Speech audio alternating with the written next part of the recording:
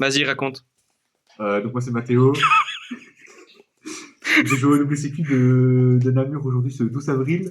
Et, et j'ai fini 12e en 5-2 avec le puissant deck Lunalight. Pour les rounds, je perds la 1 contre Yumi, Tribrigate, Radiant. Puis je gagne contre Radiant, je gagne contre un Vanquish Kenai, je gagne contre un Mitsu, je gagne contre un Radiant, je gagne contre un Yumi Azamina. Et puis je perds contre Balise en dernière round. Et du coup je termine en 5-2, 12e, en luxe. C'est parti pour la deck profile. Je file mes cartes. Donc pour les starter extender, 3 Léo le gâté, 2 Fractal, 1 et 1, je joue qu'un parce que ça se prend investir au second, du coup c'est nul. Et du coup pour les ratios, je préfère rajouter là. Et je préfère jouer, du coup évidemment Foolish très fort. Et la meilleure IMO, Goods avec la trappe, parce que ça te donne un accès à Léo sans devoir passer par un Hard Ones, en l'occurrence Wound. Du coup ça fait que tu peux combiner les deux, c'est excellent. Alors que combiner par exemple ces deux là, c'est trop de la merde. Du coup c'est bien. Du coup, ça fait 11 start slash extend avec une brique qui n'a jamais été une brique. Genre, carrément, j'ai gagné en faisant Fallen dessus. Arrête de me filmer. Le reste de l'engine, les 2 rounds. Je pense en théorie, il y a un monde, t'en joues une, mais j'étais pas. J'ai trop aimé la deuxième. 2 Cheek, c'est normal. 2 Sheep, c'est normal. Une Marten. En vrai, il y a un monde, t'en joues 2, mais. Un Emerald Bird, un Tiger, un Wolf, c'est l'engine, c'est comme ça. La Poly. La meilleure Poly, au second. Carrément broken. Les 2 parfums. Mon rêve, j'en joue 3, c'est comme Chip. Mon rêve, j'en joue 3 aussi, mais pas à la place. Et en vrai, c'est situationnel, mais c'est un bel extender. Et du coup, 3 Purula, 3 Fulbois, parce que je veux jouer Enfin, Gover, je veux faire ma tour gagner. Go second, je veux jouer. Ça force les semi-boards. Et en fait, ce deck, c'est tellement de soft ones que s'il a beaucoup de cartes en main, il est capable de remonter des semi-boards que les mecs font avec les Fulbois, Puria, c'est vraiment trop insane. Les 3 Evipoli, c'est une grosse carte j'ai gagné. Et j'ai résolu qu'une seule fois. Et c'était contre le Vanquish Kenai, puisque le Vanquish Kenai m'a fait ça X6 pendant mon tour. Et du coup, en réseau, j'ai pris 3 body et Lyon depuis mon extra. J'ai fait une grosse tiger, il avait bien le seum. En plus, juste avant, il parle anglais, il m'a dit please don't have Evipoli. Je fais sorry man. Bam. J'ai fait dans sa gueule, gros.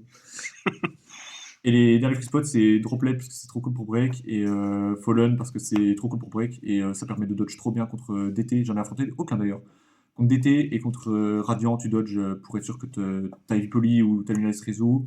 Et Going First, ça a de l'importance aussi pour genre pop tes monstres pour pas qu'ils se prennent les Implant Veiler, ou alors en théorie.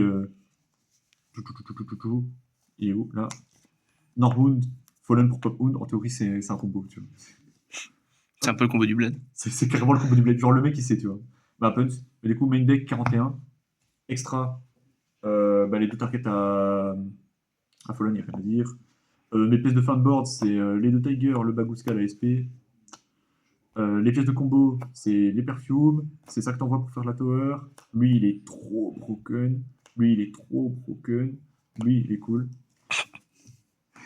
Il n'y a rien à dire, l'extra, c'est tellement la base. Et du coup, en toolbox, je joue la panthère pour avoir une target en plus, parce que sinon, tu manques un peu de name. Mais sinon, j'étais à 7, sans compter que du coup, tu fais 2 fois la tower, donc tu termines à pas beaucoup généralement, mais ça m'a jamais manqué, genre vraiment absolument 0. Sachant que lui, c'est un fusion 8, du coup, tu peux le reprendre avec ça. Et aussi, s'il pop tes pendules, ils vont dans l'extra face-up, et du coup, tu peux les envoyer avec la tower pour les Rageki. J'ai jamais eu besoin d'un autre name. Et je joue à le Mirage. En théorie, il était censé me faire jouer parce que j'avais une main où j'avais ça plus Marten. Donc en théorie, je pouvais faire Nord Marten into lien 1 into Perfume qui réinvoque Marten, mais j'avais oublié que Marten avait. Je pensais que Marten avait plus de 1000 d'attaque en fait. Je pense qu'il n'y avait que Léo, c'est my bad. Mais il avait H et ça se prenait sur H et je jouais sur H, donc ça servait à rien. Et en théorie, elle aurait pu me servir sur un top deck, mais j'ai fait un meilleur top deck, du coup elle m'a pas servi. Mais sur un autre top deck, elle m'aurait servi. Et du coup, le side, comme j'ai beaucoup de cartes second, il faut jouer du first. Évidemment, là, les H sont là pour les Purilla, parce que Preside, tu t'en fous. Enfin, Purilla Fuelus. Parce qu'autant Preside, tu t'en fous. Le Vanquish Kenai, la game 1, il m'a Flua. La game 3, pardon, il m'a Flua et Meows.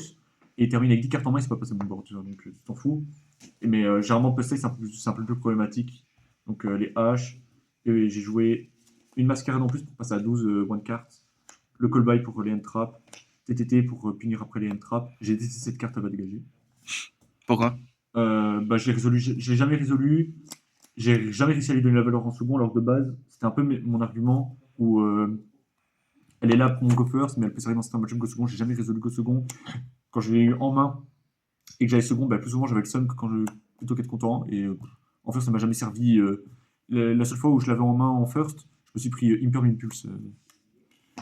Enfin, c'est un peu résultat orienté en vrai de vrai, mais je pense il y a possibilité de mettre autre chose. Surtout avec Camélia qui va arriver, je trouve ça. Et du coup, ça fait 6. Du coup, dans ton deck, tu as les 6 Mulcharmy et trucs, donc ça fait 9. Tu as ces 6 là, et ensuite tu rentres selon les match-up.